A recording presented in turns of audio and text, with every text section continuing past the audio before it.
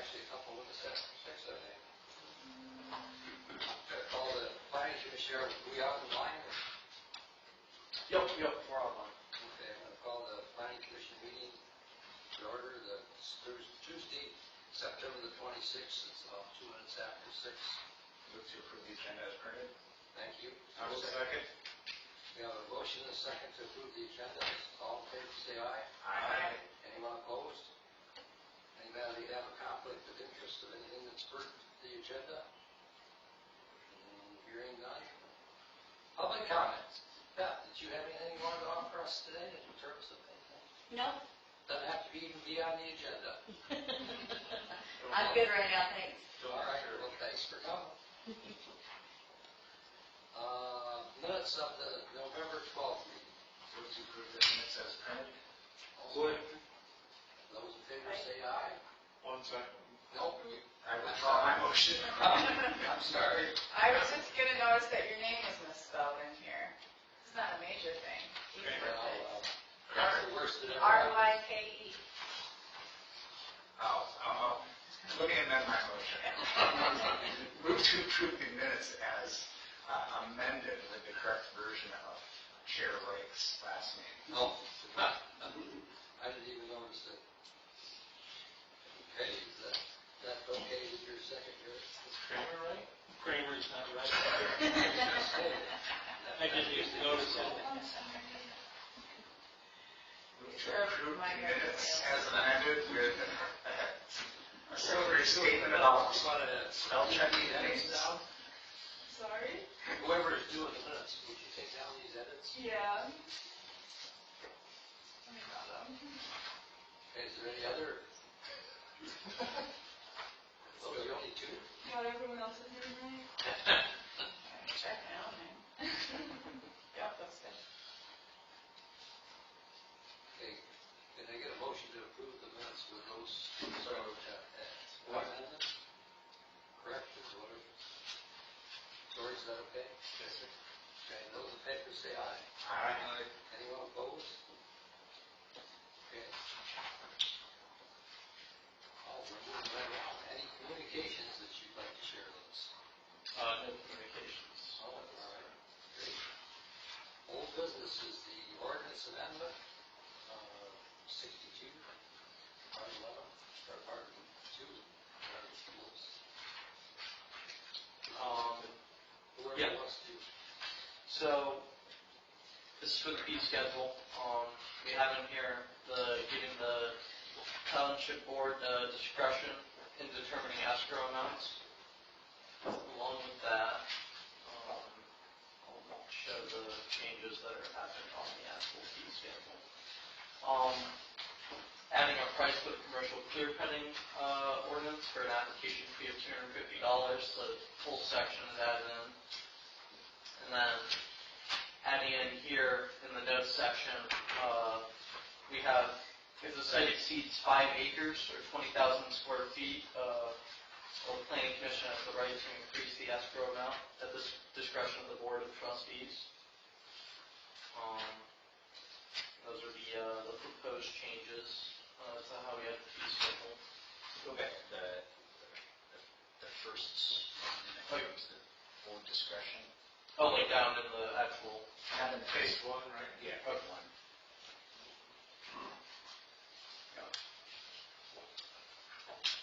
So isn't this the thing that we keep suggesting is amended?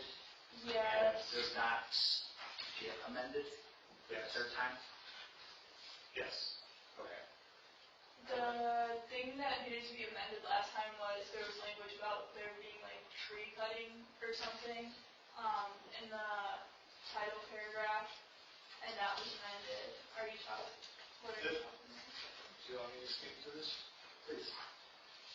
I thought this was going to go in, from the planning department and then be put on the site approval of the site list. Correct. Is So that what you're referring to? I think here is, rather than putting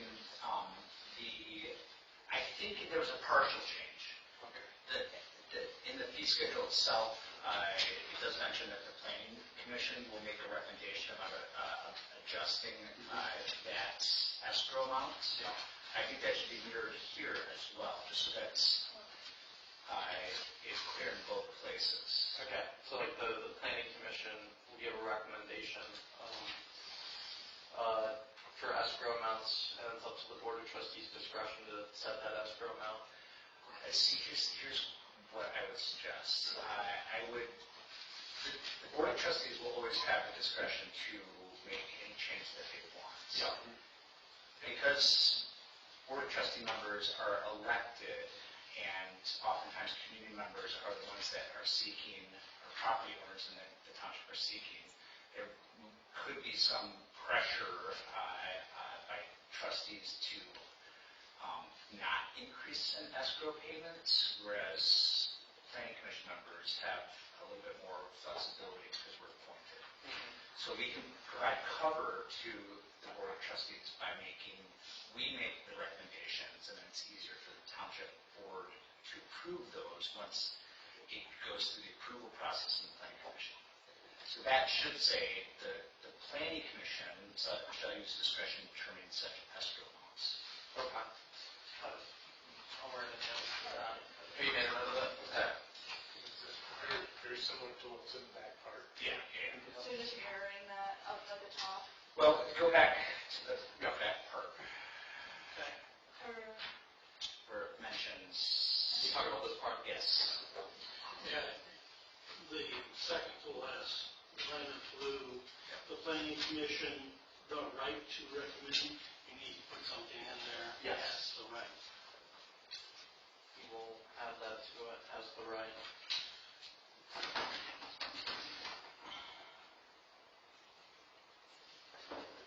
I think you just added one word, but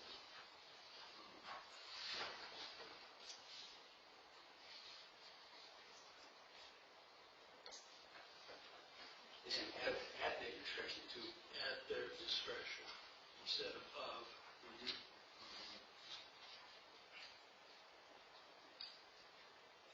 Okay. And I think that we talked about structure, I think we talked last time about putting an apostrophe S on that, so it's not just one structure.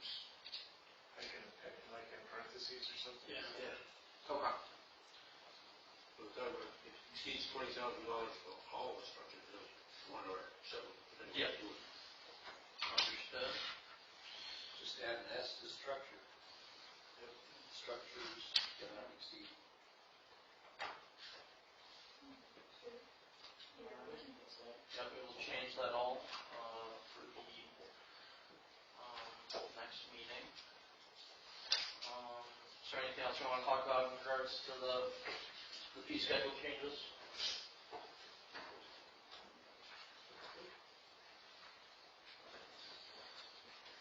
All right. That worked out pretty well. I worded the commercial on that piece, commercial clear cutting application fee. That worked pretty good. Yep. Cool. Clarify that. Yes, they definitely did. So do we want to push the vote on this to see the amendments made and then vote on it at the next meeting? I would suggest that we do that. Okay. Call them and bring it back. Just make sure the change makes it through. Yeah. Sounds good. All right, let's move on to this. Everybody good with this stuff? Let's move on to the other proposed fee schedule change. All right, so the next proposed change is about the division of lands and some of the things that the developer, whoever's applying, needs to bring documents-wise. So we worked with Beth to kind of determine what changes should occur to this. The biggest thing was the making sure that they bring in a certified survey from an engineering firm for the, when they submit the application. And feel free if you want to explain any of the other changes, but You're doing good. cool. But yeah, that's where these proposed changes came from. And I don't know if there's any issues with any of the changes that were outlined, but I guess I will say one thing. Yeah. We changed our application to meet the state guidelines, like in 2008, I believe, and we didn't cross-reference them until now. So now this mirrors our actual application that the property owners would receive before they would do a land division application. So it's just essentially in line with the state. Yes, and our other forms that we currently use and we have been using for quite some time here at the township. the certified surveys were always being taken, it's just it wasn't specifically outlined in the ordinance until now. Cool.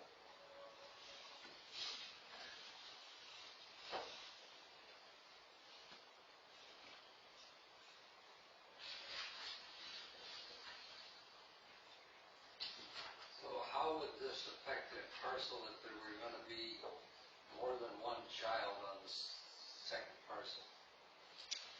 It'd be the same survey, they just have to have a different legal description for that parcel, individual parcel. So if you had one full parcel, parent parcel of 40 acres, and then you're going to split it like in 10 acres, and then you're going to have like, 5 acres or 5 acres, then you would just have a description for each individual one. And prior to that change in 2008, people were able to come in and they were able to just sketch that parcel and hand it in, and then we would run a land division from that. But what comes into play is not everybody has 40 acres when they think they have 40 acres, or they may have 27 acres, or they're going to go by the fence row, but the fence row really isn't there. And so that's where we spend a lot of time chasing our tail on legal descriptions, and this is supposed to avoid that. And it has cleaned a lot of that up. We still have a lot of that out there, but that's where that certified survey comes into play. Okay, I understand that part. Yep. I guess the question, I wasn't very clear in the way I framed the question. Let's say a parent had 40 acres, and they decided they were gonna make 2 20-acre parcels out of it, but one of the parcels was going to 2 children. Would that be the same $200 fee, or is the second child gotta pay some other fee? So if you have, 40 acres going into 2 parcels would be just one $200 fee. If you have 40 acres and you're creating 3 parcels, it'd be $200 and another $50 fee. So it's $200 for the parent and the first child parcel, and then $50 for each child parcel after that. I see. Okay, Mhm. all right. I didn't understand it that way. Thank you. You're welcome. Everybody else understand it? Thank you. Can you scroll to the next? It's on the last page where it says assessment. Maybe I'm the only outlier that didn't understand it that way.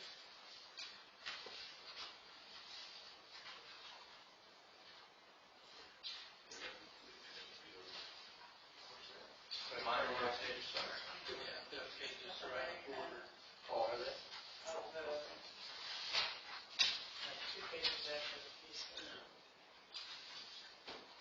Parcel, one child, and then if you have another additional.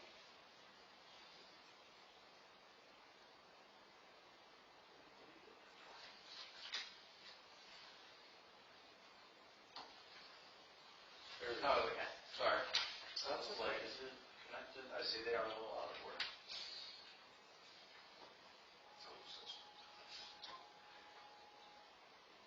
Now, I assume this would all be in one package, though.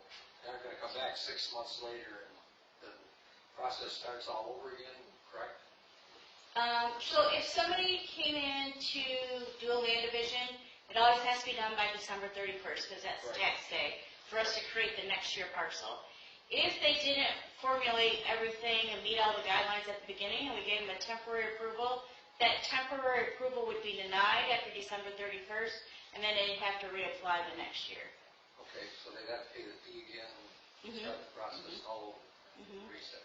One thing that the township does allow would be if somebody came in and just wanted a hypothetical, I want to do like this, and they do a sketch to scale, we allow them to do that with a temporary approval, and then we give them 90 days to give us a certified survey.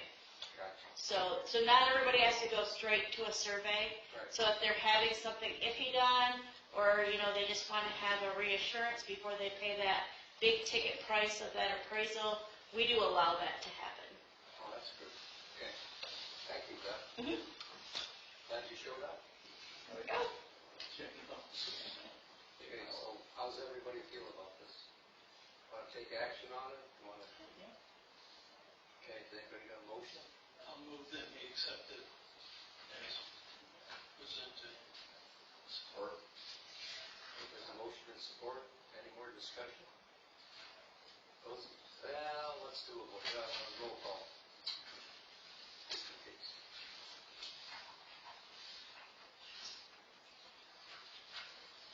Oh, sorry. That's okay. That's all right. That's a part of the learning curve.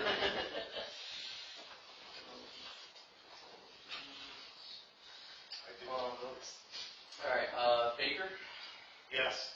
Kramer, Craner. Craner, oh my God, I have it wrong in here. I am so sorry. Craner, Yes.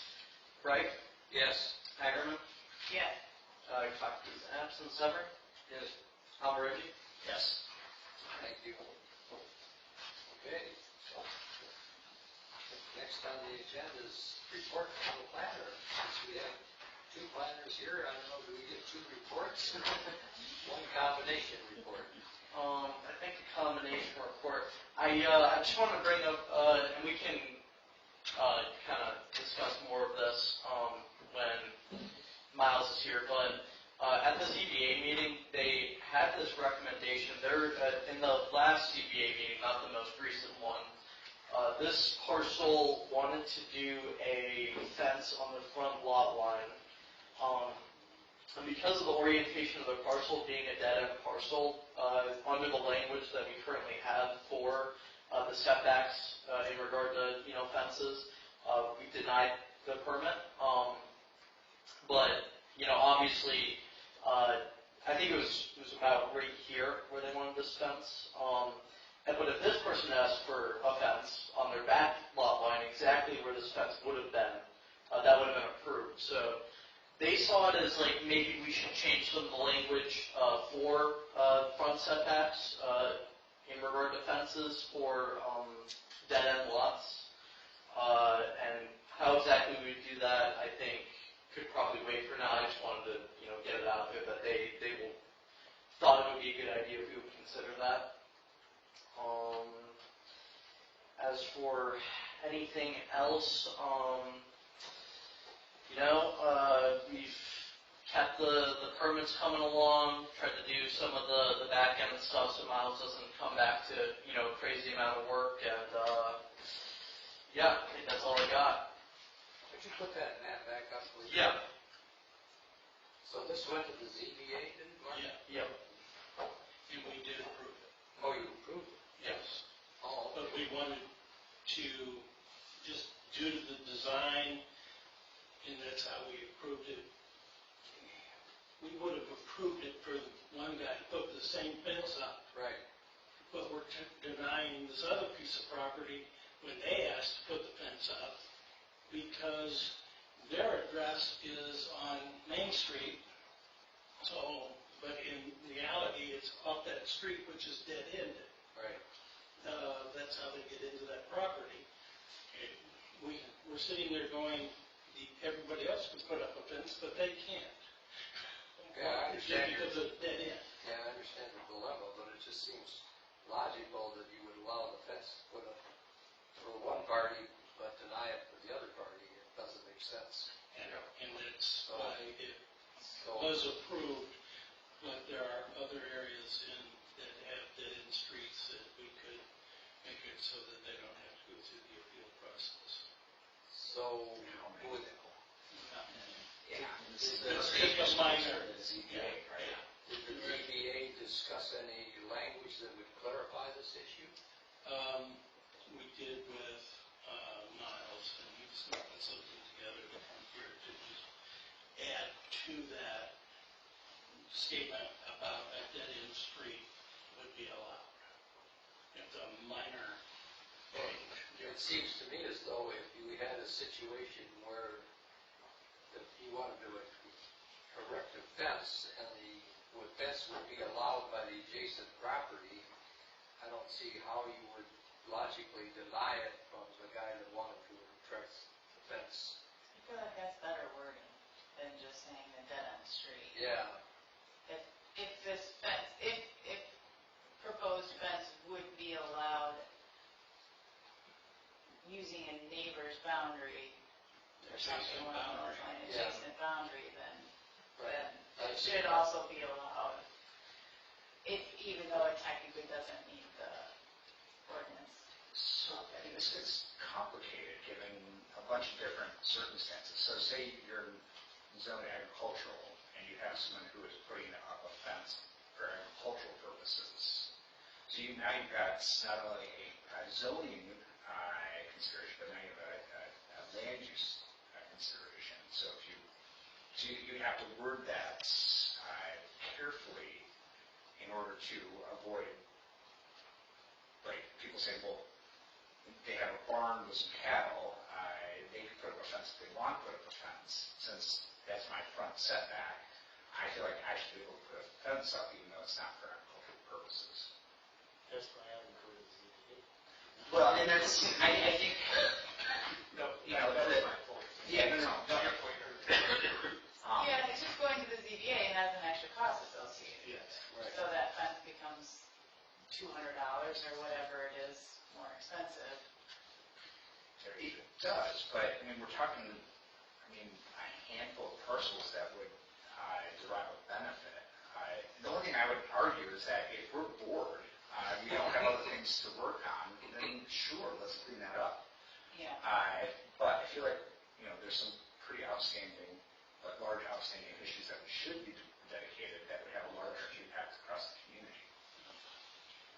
I think that's where Miles was sitting on it. The ZBA wanted to do something, so if this came up, it would just not get to them. The ZBA meets, 3 times a year? This is twice, and I've been on it for over a year, and it's only met twice in 14, 15 months. Well, I don't think you guys are at all. No, it's not. I get, if this were a simple thing, and we could just get it done because we'd have to have a public hearing and all that kind of stuff. And then we wordsmith it. That's a good point too. Exemptions. Yeah. The juice might not be worth the squeeze, right? Yeah, that's right, yeah. And I don't think that I over Emily would be. You might have 12 of your 5,000 parcels that this affects, if you want to know. Well, that's not very significant numbers. No. How many of them already have fences? Yeah, you don't know about. It's not a significant number, it's just Yeah. a number. Yeah, it's not true among those people. Not maybe a fourth of them, off the top of my head. I mean, if in a similar situation, if the neighbor had already put the fence in, the allowable version of the fence, then that becomes even a non-issue there. All right, well then, we'll probably put that on the back burner. I just thought because the ZBA mentioned bringing it up, I would bring it up, but that sounds good. Yeah, that's fine, bring it up, I think so. Yeah, absolutely. ZBA ordinance for things up. Well, that's why we have a ZBA, I guess. Anything else? No, I don't think, we're still working on a couple ordinances. I'm working on the renewable energy ordinance still. And, obviously we're going to get legal involved with that eventually. And once Miles is back, we can make further progress on these ordinances and Just related to that, Clinton County is looking at their renewable energies ordinance. So I don't know where they're at in that process, but. Okay, good to know. Yeah, I don't think at this point there's a lot of sense in sending it to legal for review. I think it's, a lot of this renewables are pretty much up in the air. Yeah. Well, I don't know what the timeline on, if we were to get to a finalizing point, it would definitely get sent to legal. I didn't mean to make it sound like we're about to send it to them or anything.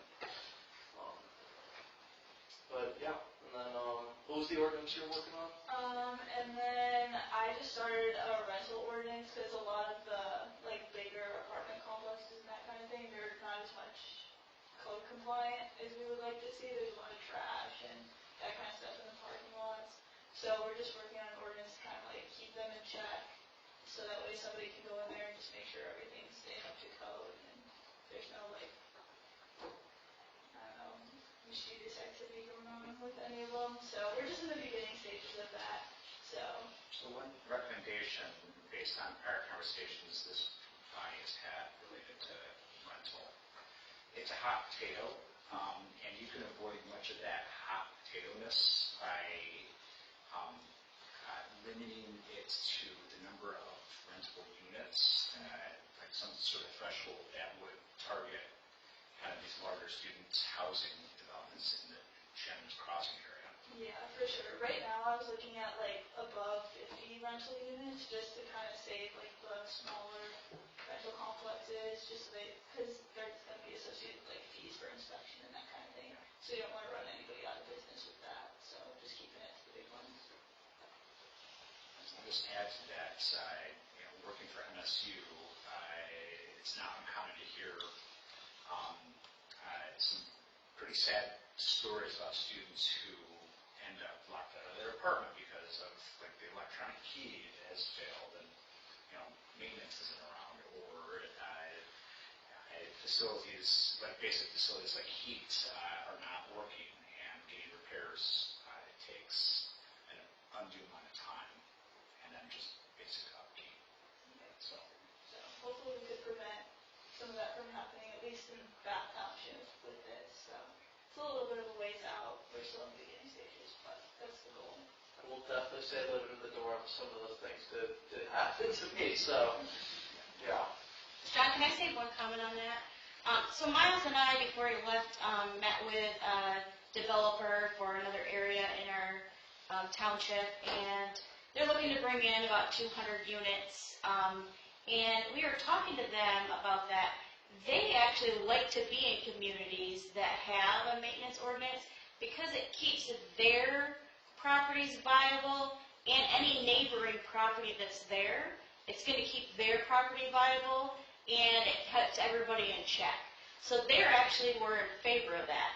And I was actually surprised when he said that, but then I was like, that is good information to know. So like if you're going to put an investment in of like $20 million, but then you think, oh, I have this nice complex next to me, I'm putting in all this money, but then that complex changes hands and it starts to depreciate, what does that do to my investment value? And he said he'd rather have a workable avenue for inspections and stuff, because then he knows he's going to meet that compliance, and it will bring everybody else to that same compliance level. And I just found that very interesting when we had that meeting. So. I think that's an important point. But from a former rental property owner dealing with student housing, I also know that, in my opinion, there should be more strict regulation on the tenant and liability, other than the landlord taking the court, spending thousands of dollars to try and evict them and then collect for damage that they did to the property. It should be a more Accountability. Yeah, more accountability and a shorter path to some kind of penalty. is that within the ability of township regulations to be adjusted? And my sense is that these are state level laws, perhaps even federal laws related to eviction. Well, that is true. That is, you've got to go through the state. Yeah, that's what I'm saying, though. I kind of wonder that if you want to have a more accountability to the system, it should be more at the local level, I think, than state level. Start talking, Peter Lobbyist talking to the state reps to change the laws. Oh, I do, on a regular basis. Yes, not exactly about that lately, but, yeah, but, I don't know, I don't know of anything else that I can think of where you can rent something that's got a value of maybe in excess of $100,000 and have a very small deposit that doesn't even come close to covering the damage that somebody can do. Well, makes me wonder why people get into the business of doing large-scale rental properties. I don't know why they do it. I think they No profit involved. I think they do it so they can play the shell game with their money. You're familiar with that concept? Yeah. Yeah, I've heard a story or two. Yeah, I think so. I think that's why they get involved. Because if you notice, most people don't hang on to them very long. So maybe we need a money laundering ordinance? No, I would be opposed to that. Nice twist. The plot thickens. Yeah, the plot thickens is right.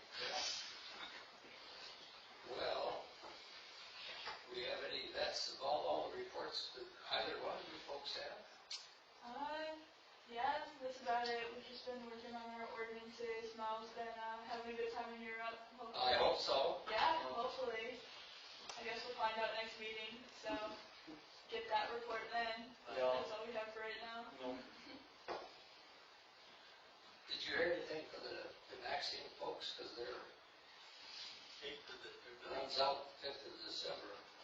I haven't In heard. paper, they're done. Yeah, the news picked it up, but other than that, I haven't heard anything else. I don't think it's encouraging what's happening. I think it's probably close to done, if not done. Because they do have the opportunity to ask for an extension. I mean, we'll see what they do by December, but it's close. We're getting to the 5th real soon. Yeah. And, considering holidays are coming up, you would think they would have set something in already if they were planning on doing it. Yeah, I would think so. Never said anything, why did it quit? No. The company representative said that they were going back to do another round of due diligence for identifying a site, which doesn't speak a whole lot. I don't think the problem was with the site per se. This is just what was reported in Lansing. Well, actually, this was WILX, No, which had a slightly better version of the story, more detailed. interesting. Yeah, I don't know all the details. I know some. Okay. All right, well, hate to have a half-hour meeting, probably. I can give you what Leach sent out to WLNS. Oh, Just a second here. I'm not disappointed in that for me. We still have components left? yes. The report from the Board of Trustees representative? Well, yeah, but that's it. She had something related to Just a second Maxine. here, I'm just trying to find it again.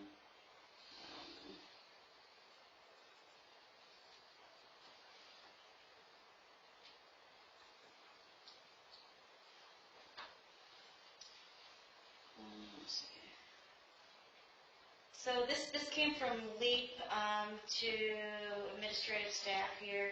I wanted to update you on regarding on the status of the Norm Fasteners project, as we are in communication to you and us about a month ago by the project team and the company board of directors in Turkey made a decision to reopen its due diligence and site search process to locate their new manufacturing facility in the United States.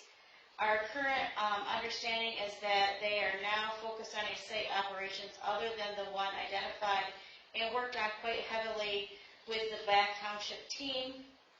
As we have been steadfast and since 2017, LEAP remains determined to keep Norm Fasteners growing in our region, and the MEDC remains determined to keep them in the state of Michigan with the significant investment project into U.S. manufacturing facilities. We are disappointed on this turn of events, but also are required to understand the rapidly changing global market conditions and the necessary flexibility that must always exist in the business decisions-making process. We are always confident, competing, rarely negotiating, and sometimes in these situations, circumstances are just simply beyond our control, not anyone's fault. So that's what the press release was from Lee. Pretty generic. Well, did you have any report from the, well, you must have from the Board of Trustees. You guys had a pretty interesting meeting.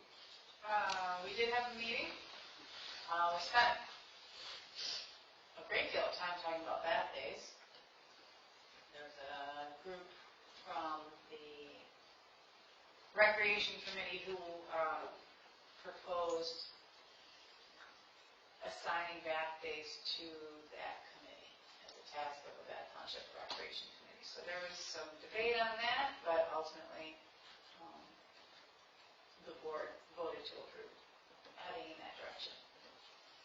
As opposed to how it's always been run in the past by community volunteers and as a 501c3. The issue with that is it made it much more difficult, it seems, to change hands versus having it at the township level. That was, in my memory, I don't have my notes with me tonight, I apologize. What we spent the bulk of our time talking about. We did go through the budget, and then that final hearing got postponed to our next meeting. I don't remember what else we worked on. I think that's probably the majority. And then That's all I got to see because the feed went dead after your break.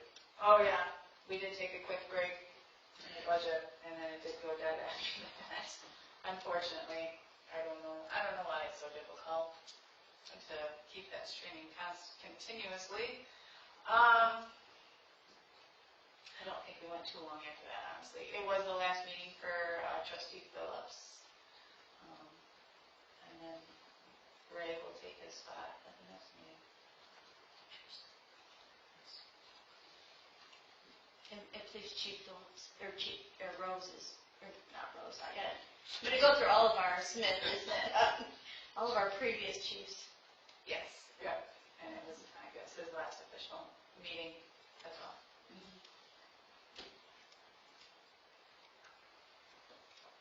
Well, Judy Gardy did come up at the end of the meeting, and she wanted the Oh, board you're right. to do a parking study for the senior center. Okay, well, that. And I didn't say anything in public comment because I didn't think it was really appropriate. But after the meeting, I did talk to Ryan, and I said, I really think that parking is a planning commission issue, and we have definite guidelines of how parking for a facility is calculated, depending on the use and so forth. And I think if there's an issue with parking at the senior center, and they want to do a site revision, it should come to the planning commission. If I was out of order on that, say so. I think that's a good idea. I think we'll need a bunch of data from the senior center in terms of the number of meals that they serve, unique individuals who are served on that basis.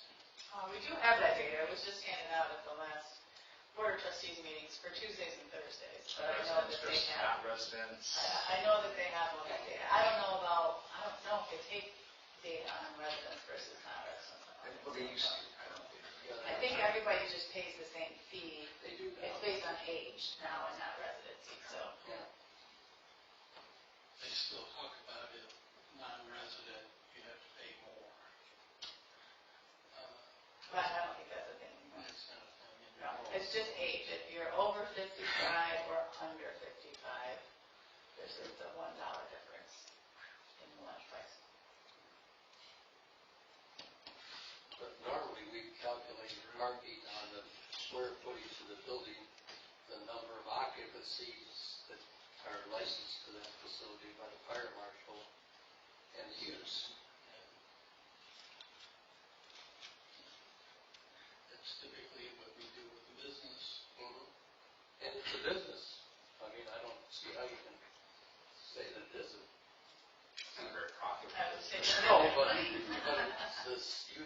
apply the same guidelines to a restaurant, I would think. I mean, the ordinance details like minimum parking requirements, so if the traffic study came back and they said, oh, we want more parking, and you guys do a construction on that, then the site plan would come here. Correct. And they can also probably come here and just Right, they'd have to talk have about it. apply for a site plan revision. I just wanted to bring you up to date, because it's probably come, UDRE has probably come to the planning commission and want us to do a parking study for the You city. get data on how many cars actually park here or trying to park there? I don't have the answer, but I don't know. That's a key data to have. What's the current demand? Right. And what's the maximum occupancy that's allowed for the building? Well, what counts as parking for the senior center versus the other facilities here? Yeah, that was part of their complaint too, was they felt that if maybe some of the DPW employees parked in a different spot, that would open up parking for a senior center, but that was just their suggestion. Would they have a site plan revision if they don't even have a site plan? No, I guess not. I think that would be my question. Yeah, they would have to do the study and then figure that stuff out, and then I guess they'd have to come to the planning commission. If they don't have a site plan, I guess they better come to the planning commission and have a site plan on records on file. They never submitted an original site plan for that? The township? The township. So this parking could be counted as well as any parking back behind. Well, they shouldn't be treated any different from any other business. We had that debate over the sign, remember? Well, you guys can take it tonight. Welcome to that. Unsatisfied with the level of nits. Rules are rules. I guess they don't apply to everybody, thank goodness for that, but. Says the launderer. Yeah. Thank you, gentlemen. Anybody got any comments? Mr. Baker? Yeah, I, again, thank you for all those that work behind the scenes in the office here and everything, and I still appreciate calling the township, I did in person. It's great, isn't it? Awesome. It's awesome. Yeah. I do want to throw something out there. I brought this to the board before too, but I didn't know if the planning commission, just to throw, because it is kind of a planning thing, is we have this property next door to us that's going to be for sale or whatever. And I know our township is growing, and even if it doesn't grow, we could if we could purchase some property right across the road, it would keep all that township stuff together. The opportunity is kind of now where it's available. I mean, someone could buy it, we can buy it from them, whatever. But it seems like we could, even trade property that we have for it. I mean, I don't know. I'm just brainstorming, throwing stuff out there. We could put a parking ramp out there for the senior center. I'm just kind of making aware of the thought. Is all. Ball diamonds, fields, arena. I mean, it's endless what you could do. Sports facilities are huge right now. Soccer fields, multi-complex units. Cost money though. Yeah. We can't afford to pay for parking for our seniors. How are we going to buy a piece of property? Can we get a land contract? I mean, I just thought about it. Yeah. It's worth inquiring. And I appreciate you still having the meeting tonight, so thank you for coming out. thank you guys. Mr. Severie? Nothing? Mr. Allergy? Shout out to Bath Police. I had them come out yesterday, and they came out again today. My house was shot. It's deer season, so someone was not thinking clearly about where they were aiming. And so had both Chief Smith and Officer Bailey come out. They worked with my wife to document the situation. I came home to a bunch of high praise on her part as to how friendly and supported they were and taken the situation seriously. They went around and talked to a couple of neighbors who were likely in the direction of the firing shots. So again, building off of George's comment about talking to a human, not only do we get to talk to a human in our township, we get high quality service from those that work for the township.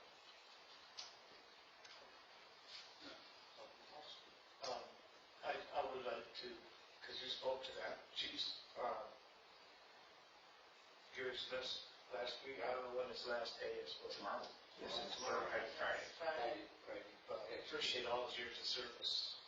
I know all or many residents would have would say that. And I know working on some of the other committees, very approachable, being able to go into his office and talk to him about roads, about regulations and signs and stuff. It's very beneficial to our community.